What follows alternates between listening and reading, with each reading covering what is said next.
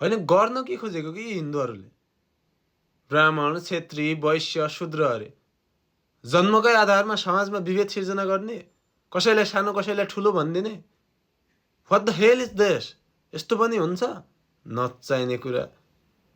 म पनि यस्तै भन्ने गर्थेँ जबसम्म मैले श्रीमद् भगवत गीता पढेको थिएन।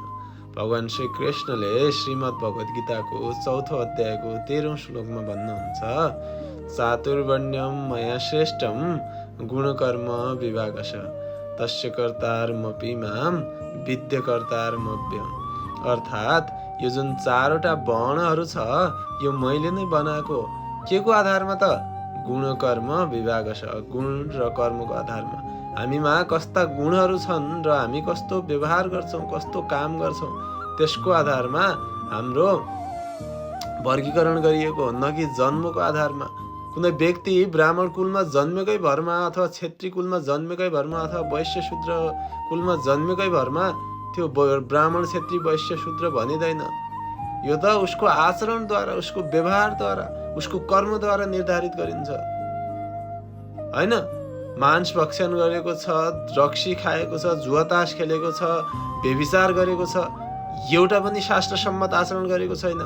शास्त्रको विरुद्धमा गएर आचरण गर्ने, राक्षसी प्रवृत्ति देखाउने, राक्षसी भोजन ग्रहण गर्ने, राक्षसी व्यवहार देखाउने, अनि आफूलाई ब्राह्मण भनेर हुन्छ?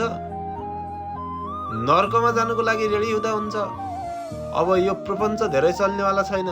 You are not going to be Brahman anymore if you are not following the proper rules and regulations of our scriptures.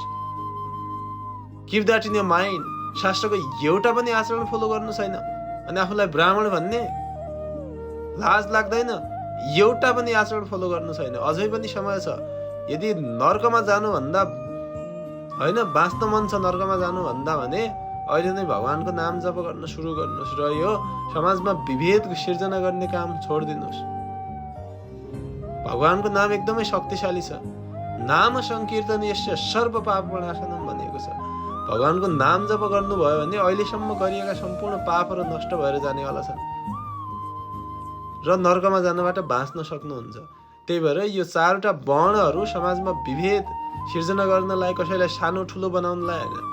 यो त हामीले कस्तो कर्म गरिरहेका छौँ, हाम्रा कस्ता गुणहरू छन् त्यसको आधारमा छुट्याइएको हो।